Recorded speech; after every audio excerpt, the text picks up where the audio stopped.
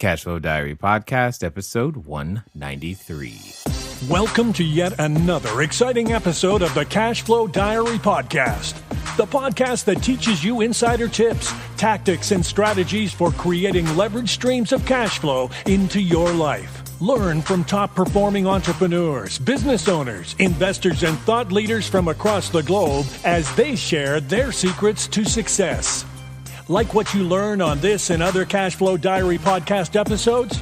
Go to learninvestingnow.com and sign up to receive powerful tips and information that will help you succeed as an entrepreneur and investor. Now, here's your host, investor, entrepreneur, business owner, educator, speaker, author, and master facilitator of Robert Kiyosaki's cash flow game, Jay Massey. Okay, so we're going to pick up kind of like right where we left off, but not really. We're just going to jump forward some time, jump around, and give you guys some more of the live events. Hopefully, or at least the numbers tell us, you guys tend to like these. So here we go again. And again, just as a reminder, if you're some concepts that you hear and you're trying to get some of the pieces filled in and you want to know more about it, feel free to pick up a copy of Cashflow Diary, 10 Steps to Creating Wealth in Any Economy. Just go straight over to cashflowdiary.com/free book or send a text message to send a text message to 72,000. The keyword is book. Either way you go, it's going to get you there and fill in those blanks. Here we go. Then you need investor leads. Somebody's like, show me the money, right, Doris? Like, where's the money? Right? Where is it? Here's the thing. Too much money is also a problem. You're like, not for me, right? But I have run into a number of individuals who, for whatever reason, don't need any more money, don't want any more money. In fact, in one of the, I think is, Sandy, can you find the, I think I just did. Nope, I did not. It's the now, yesterday, tomorrow, etc. money page. I just don't remember. Oh, there it is, 64. I talk about 4 different types of money. And there's really 4 different types. There's money that's allocated towards yesterday. That's called debt. That's where it goes. You spent it already. You earn it today and it goes to the past. You got today money. That's usually our expenses, electricity, food, etc. Got tomorrow money. This is typically that retirement, or I'm saving for something in the future. And then there's this really big bucket of money out there called never money. Money people never intend to really spend. It's there, but you're just not asking for it. It's there. How many of you have ever heard of a family office? How many of you have not? Yeah, excellent. See, we're still getting there. For those of you who know what a family office is, should the ones who have not heard of a family office and are looking for money find out what a family office is, yes or yes? Yeah, absolutely. So I'm not going to tell you, so now you have to talk amongst each other and figure out what a family office is. See, that's me on purpose. I'm doing that on purpose. But there's lots of money that exists out there that's never intended on being spent.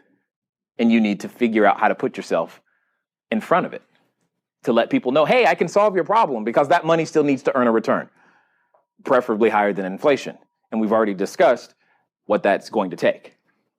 And you need to make sure that those people know that you exist. That's the challenge. The reason people aren't lining up to help you with your deal with their money is because they don't know, A, you need it, B, who you are, and that you can actually solve their problems. I got my first, I'd say, $5 million of private capital, 100% from retirement plans. That was like my secret, is retirement plans.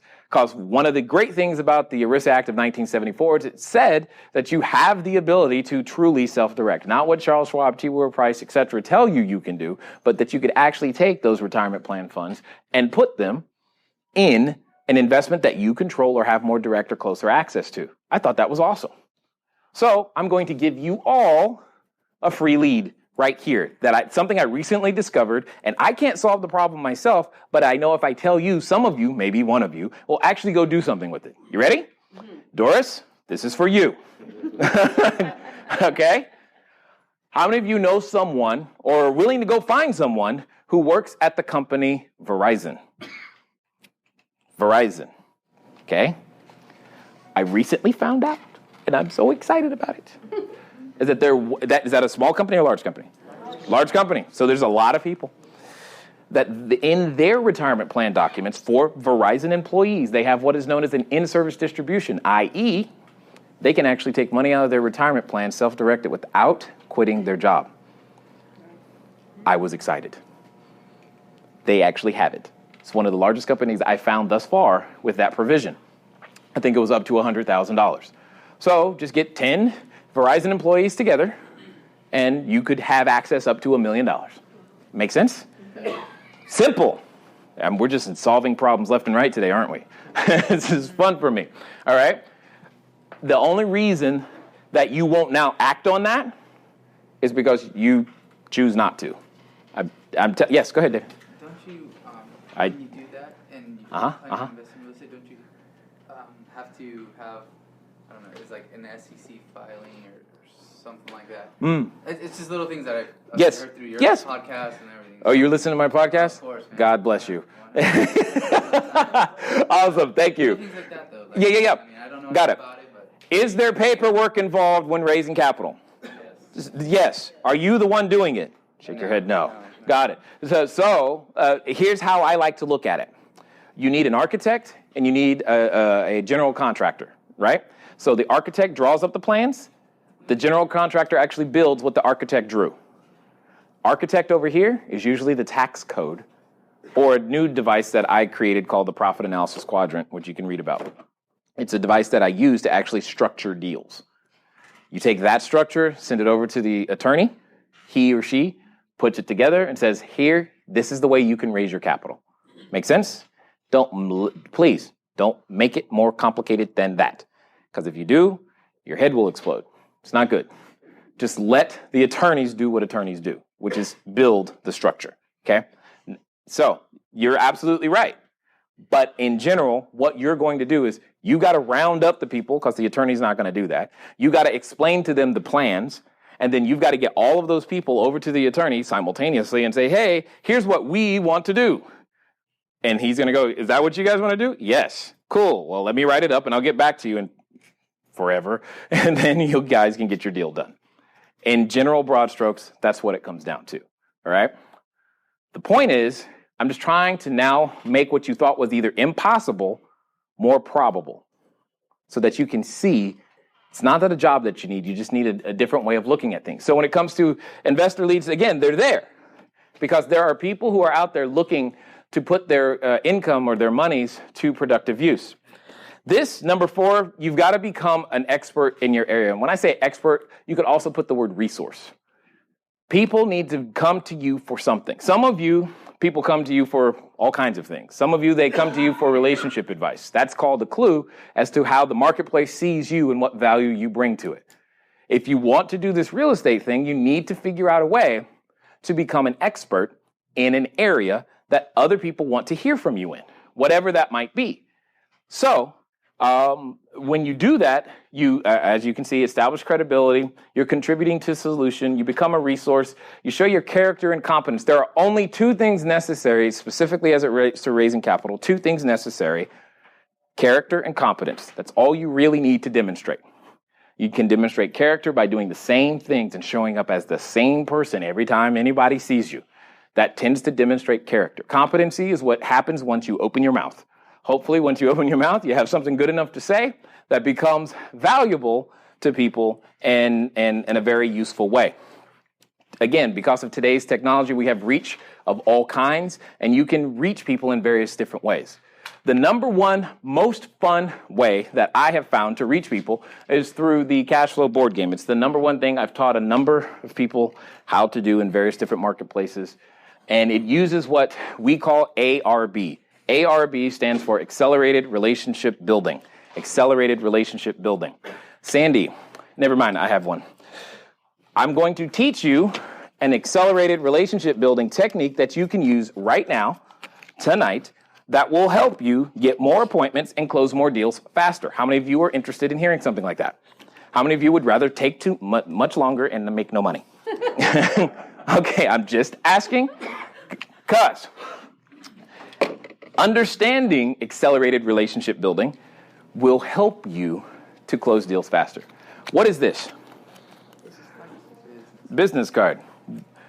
Really, it's just a piece of paper with a whole bunch of colors on it. It's no big deal. But yet, most of the time, we treat this as if it's the magic thing that's going to get deals done. Okay?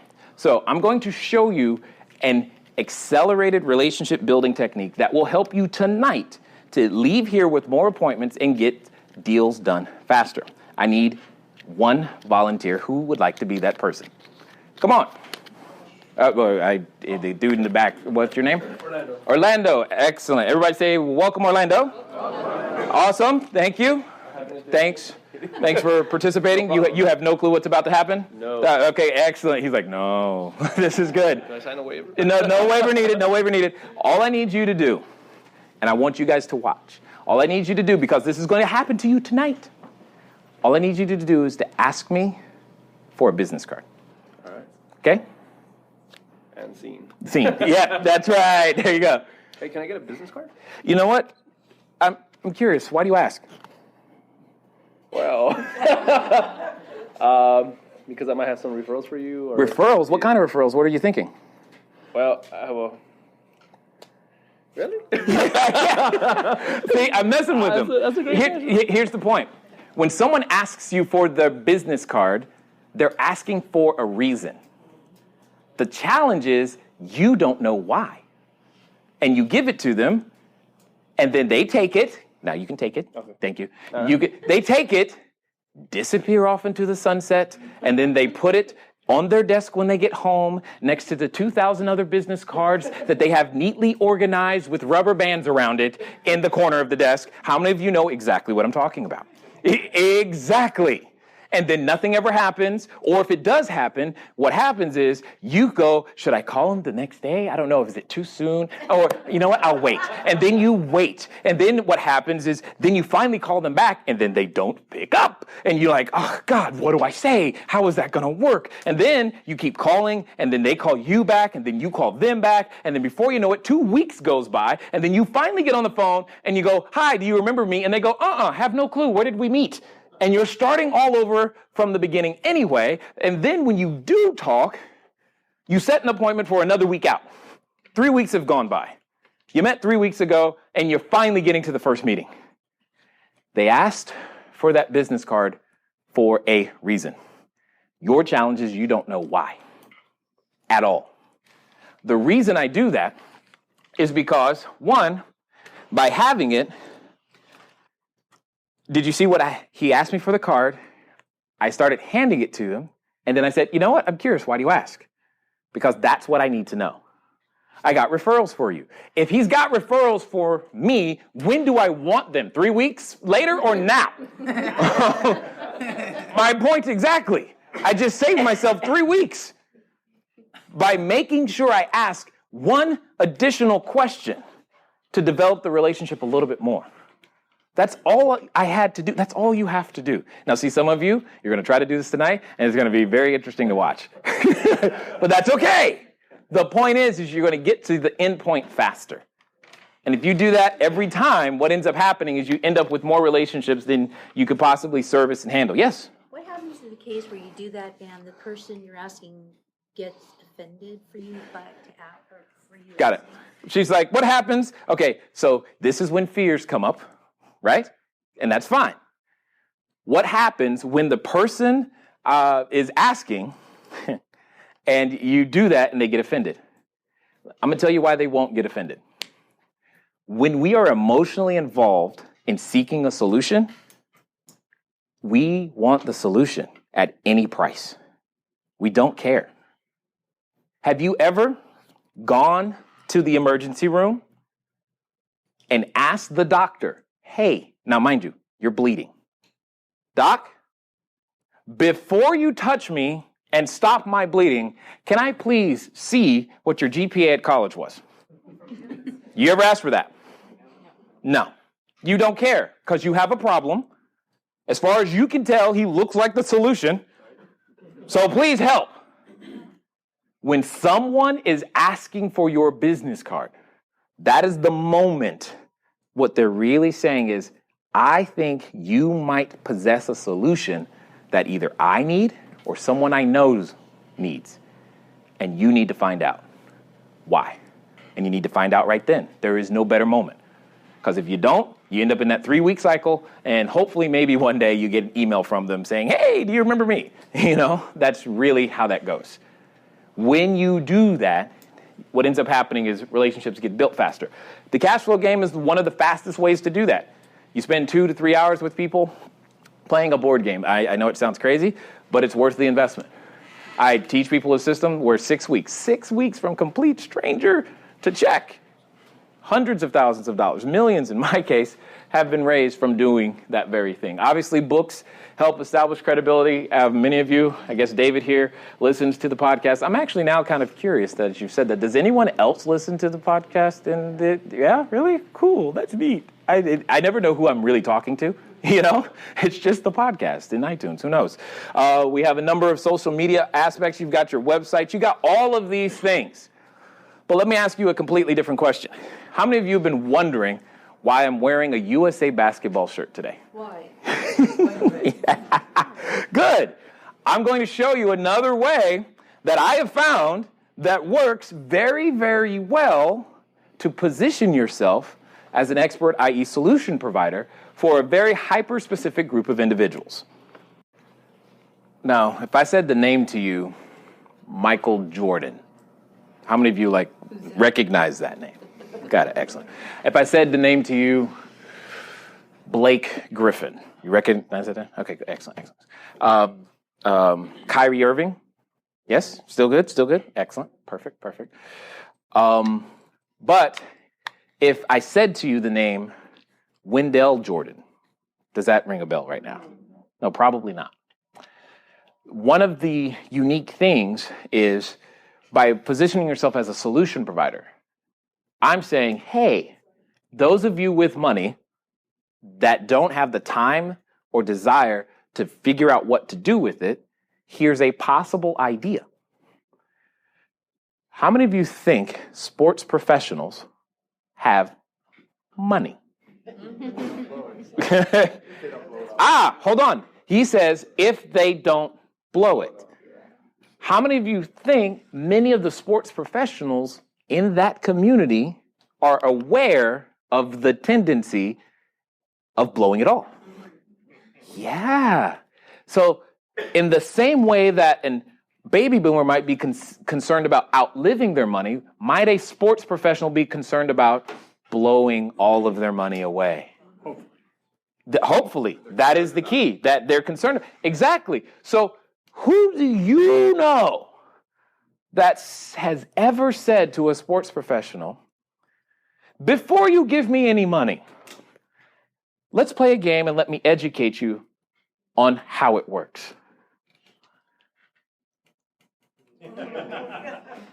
Suddenly, it's clear, right? Suddenly you're like, I want to play a void game. I don't know, And that's why we do those types of things. Now, obviously, those are high school kids. We've done it at high school levels, but I just came back from Colorado Springs working with our men's USA basketball. In this case, it was our men's junior national team. They played today in the games in Argentina. They totally trounced Puerto Rico, 109 to 54 or something. It was nuts. But you got to understand, these 15-year-old kids, the tallest was 7'3" at 15, and I was the short guy in the room. I know that sounds hard to picture, but not really, right? If you think about it. So, but many of them, our men's national junior national team, a good percentage of those in a couple of years, you will hear their names because they end up getting drafted. Literally, especially those that made the team. Let me give it to you a different way. You said you knew the name Blake Griffin, right? Blake Griffin wasn't good enough to make the team. But does he play professionally? Yeah. I'm trying to give you a perspective. So if we plant the seed early, Here's what you might want to do when you start getting a check for, I don't know, $100,000 every 2 weeks. Do you think that could help? Does it take a lot of them to make a difference in your life? No, it doesn't. You need maybe one player to go, okay, this is a good idea, right?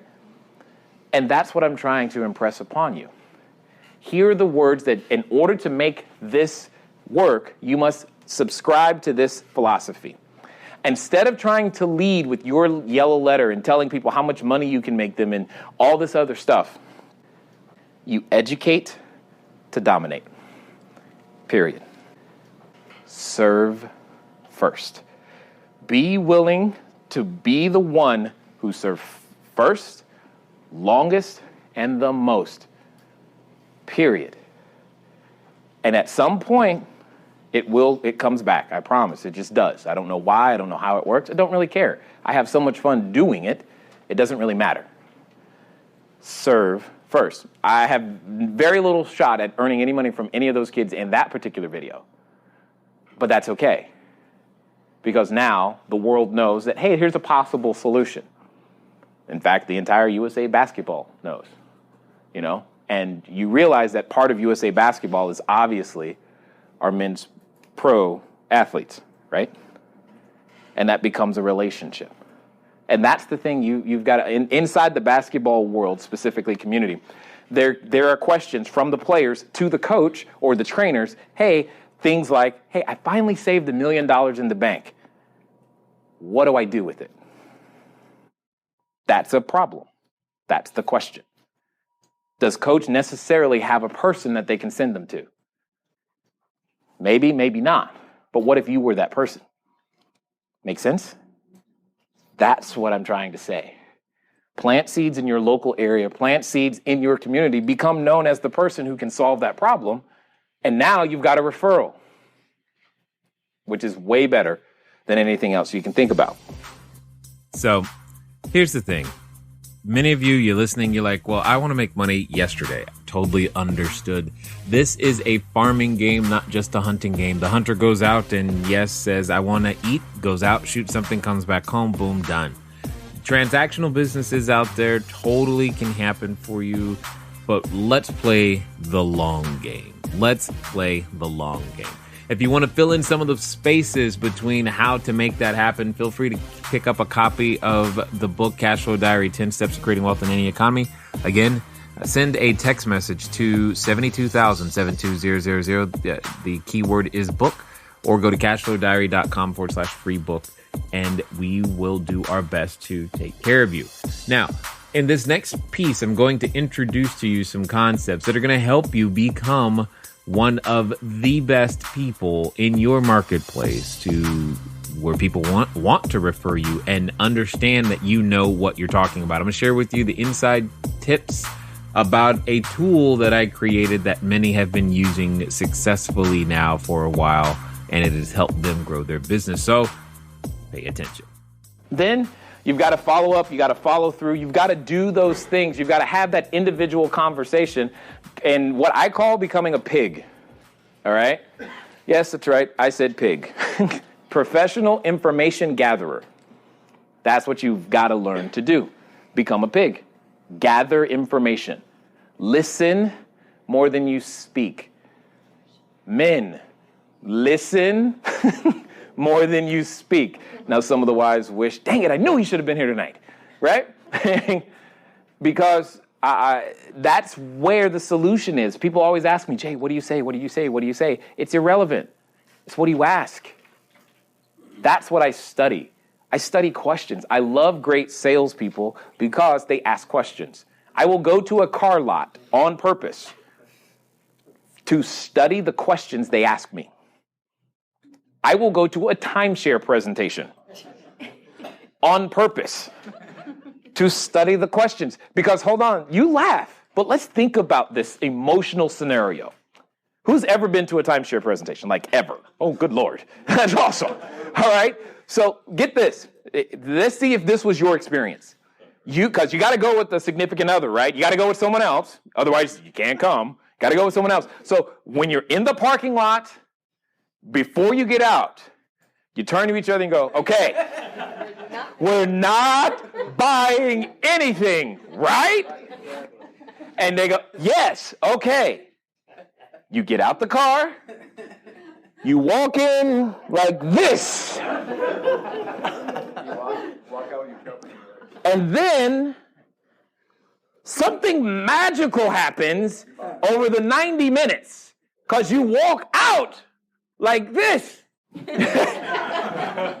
And you have no idea what happened except that you were $10,000, $20,000, $30,000 lighter than when you walked in. Questions are the answers. They definitely are the people you should be studying, okay?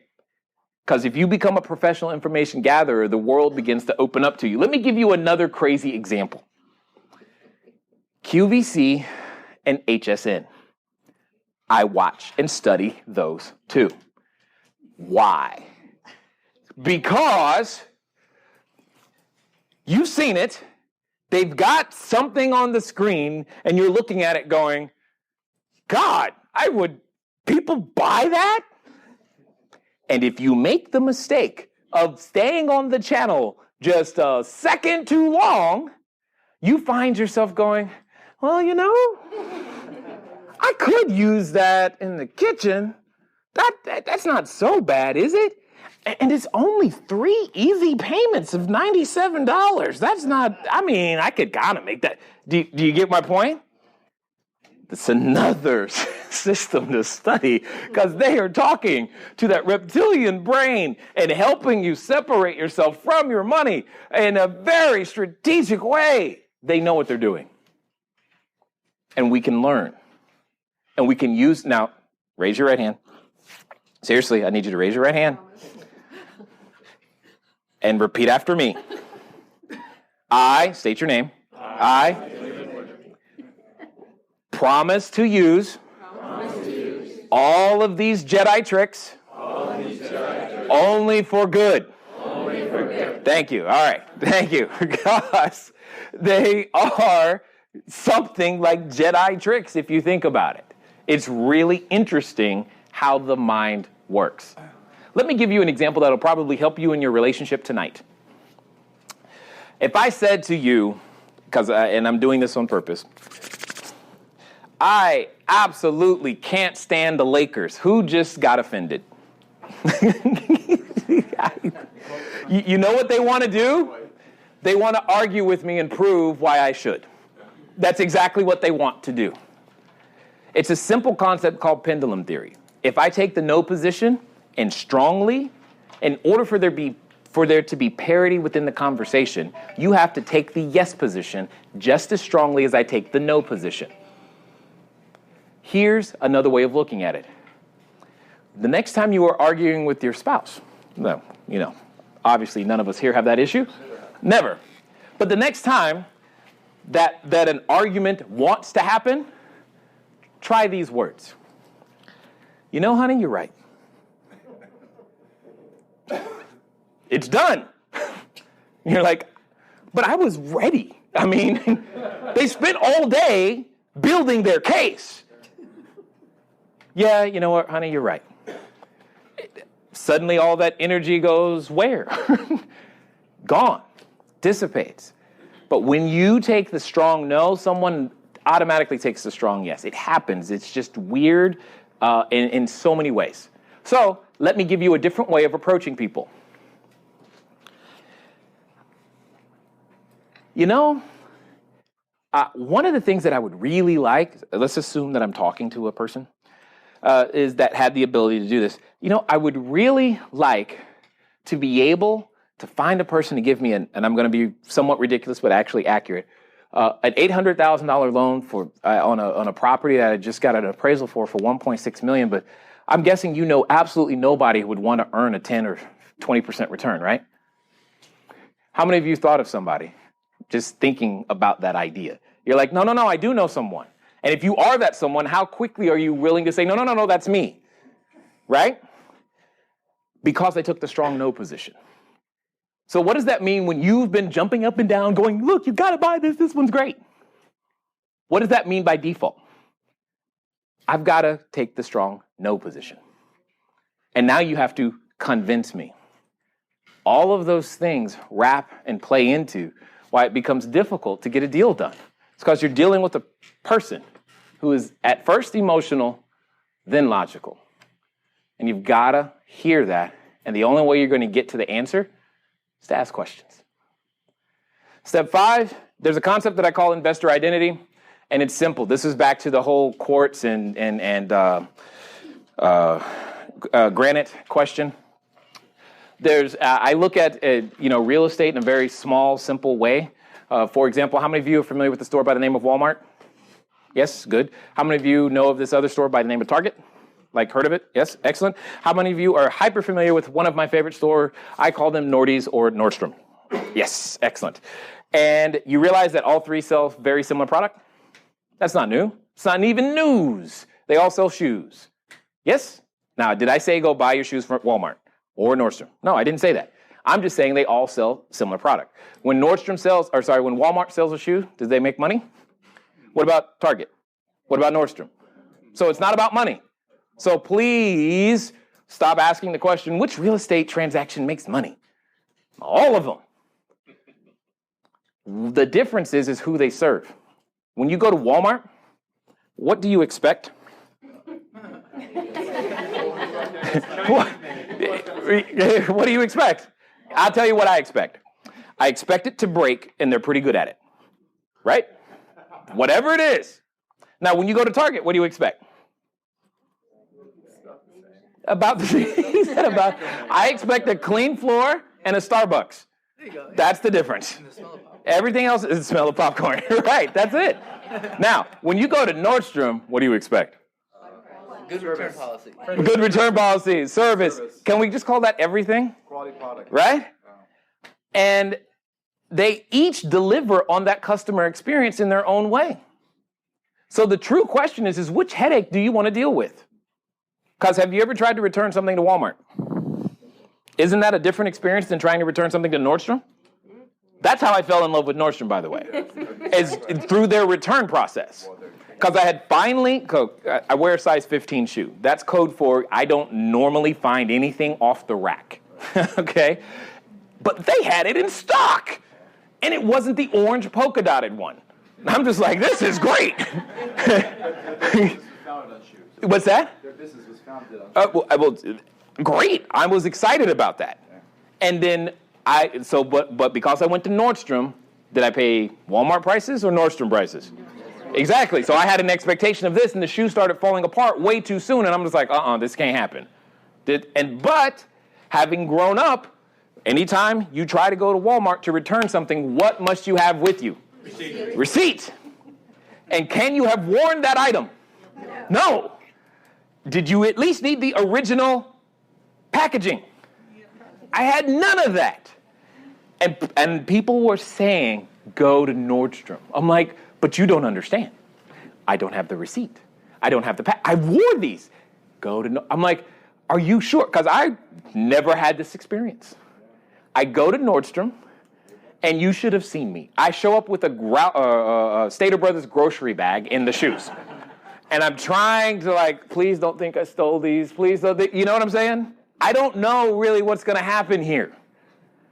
And I'm telling the guy, stammering, he's like, do you just want to return the shoe? I'm like, yes. He's like, oh, okay, no problem, sir. I was like, sir, who's he talking to? And he starts, fumbling on the computer and whatnot. And then he says, oh, I'm sorry, sir. And I was like, uh-oh, here it comes.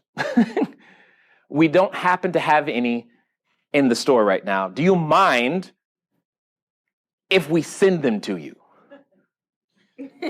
Do I mind? I have a choice? No, I don't mind. And do you know, not only did the shoes show up, but it was the right size, it was the right make, it was the right model. And I'm just like, oh my God, this place is awesome. Because they treated me that way. It's just the shoe at the end of the day. Same is true for your real estate. There's Walmart real estate areas, there's Target real estate, and then there's Nordstrom real estate, and each has a customer expectation. Each.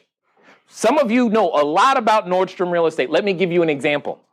you actually think an accent wall is mandatory. You must have a pool, right? The idea of a Nordstrom real estate problem is something like this. The tenant calls you and says, well, you see, when I come home, I press the clicker and the garage door doesn't go up. So here's what I need you to do. I need you to send someone over to fix it. What's likely the problem? Garage door opener. Thank you. But somehow, it is beneath them to replace that battery. And their expectation is that you send someone over there immediately to make that right. If you cannot treat that properly as an emergency as they see it, you are not a Nordstrom investor. Does that make sense? I am not a Nordstrom investor. I do not see that. I'm like, take your butt down to the store, get a battery, you're good, right? Why do I need to pay a trip charge plus now the battery's $40, right? Why do I need to do that? See, over here in Walmart world, it's a different kind of problem. It sounds like, you see what had happened was, that's how it starts. I woke up and the garage door was gone. I can treat that as a problem. The garage door's gone. Makes sense to me. Works. I know how, I got systems for that. See, there are systems over here, just like there are systems over here. It's just different systems to be able to serve a particular customer. And that's why investor identity is so important. Because what happens specifically with Californians, we have the money and we go, ooh, this one's only 50 grand. I can buy 12. And then you get the tenant and you go, you don't have a checking account? How is that possible? You have no idea. You can't tell them how to get a money order. In fact, you don't even know where a money order place is for them. You don't have the systems in place and you don't relate to them. And that's the problem. Then all of a sudden you have this experience like, I cannot believe they wanted 2 pit bulls in the house. Well, duh. If you lived in that neighborhood, you probably want a pit bull too. You know? Those are the things that I'm talking about. And if you're not suited to serving this customer, you have a bad experience. And the converse is also true. You are used to Walmart and you end up coming over to Nordstrom and you just can't serve them properly. And this is no more true than when you're hiring your team, specifically your property manager. So let me put it to you this way. If I took the Nordstrom sales associate and made them work in Walmart, how would that work? Not well. It would not go well. What if I took the Walmart greeter and put them at the front of Nordstrom? How's that going to go? It's not going to go either. Well, what do you think happens when you take the property manager with the lowest price and put them in front of your high dollar property? You just did the same thing. And the converse is also true. Greg, pay attention. You take the Nordstrom sales associate and you put them in Walmart, and all of a sudden, everything in the house is broken, needs to be fixed, and it needs to be made with granite. Everything.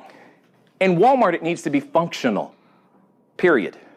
Functional. That's it. Suddenly, your operating expense ratio goes through the roof. Cash flow disappears. They don't know how to find a tenant because all they think they're supposed to do is put up a sign and people show up. That takes a lot more work than that over here. A lot more. They don't get it. They don't know how to operate over here. 2 completely different systems. And we make that mistake because we don't understand investor identity. Worse, when we're raising capital, the person we're working with has an investor identity too. Compound that with certain marketplaces have an identity. You want cash flow, but for some reason you think the heart of Orange County is where it's at. Like, really? Cash flow? Yeah. No. That's not what Orange County is known for. Does that make sense? Yeah, right. It's appreciation, right? It's growth, not necessarily income. And we make these decisions because, I don't know, it's next door. Okay, that's great and all, but that's not going to achieve your financial target and your objectives that you're trying to get done. and then you have another bad experience. And you've got to understand those small details. When you're going through the process, you got to use a way, and this is the thing you've heard people say, you can do a deal on the back of a napkin. But the challenge is nobody ever takes the time to show you how. No one ever takes the time to show you how. So I had the same problem. So what I had to do is figure out a way to do it, and then I've now written about it. This is literally, I've taught a lot of people how to raise tens of thousands, hundreds of thousands, dare I say millions of dollars on the back of a napkin, and they do it consistently all the time.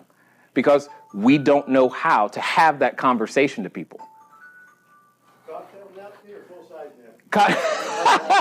Either way, one of my favorite places to do this is actually Starbucks. I have closed more business at Starbucks than I care to remember or imagine. In fact, they should really charge me a whole lot more than $5 or $4.95 for the coffee, because that's literally where I do it. And it's a way to explain and display your competence, explain your deal structure, because many of you think 50-50 is somehow equal. They're putting up the money and I'm doing the work, and you think 50-50 is how you're supposed to split it.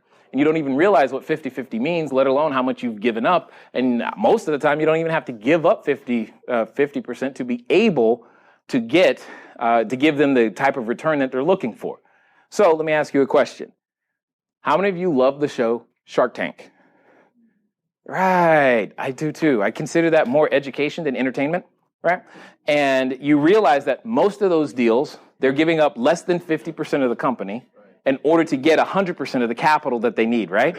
So there's a very simple example. How many of you always wonder, what is Mark Cuban or Barbara writing down on their notepad? You ever like I want to see what they wrote, right?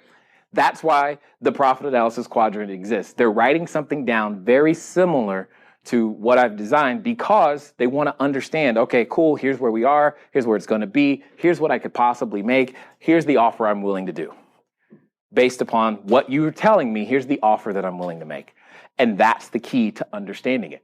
If you don't, you end up giving away too much money. That's how I found out. I had so many deals. I had done, 100, maybe more. And then my CFO sat me down and said, if you had done it this way, you could have made another 10 grand. If you had done it this way, and she just kept doing it. Oh, I'm just like, oh God, this hurts. And instead, I just learned how much money I gave away.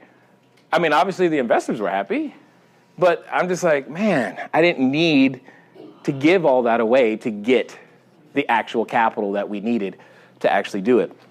And understanding how to do that and closing on what I call closing on concept, as opposed to trying to go through 100% of the details, realize people don't buy the way you buy.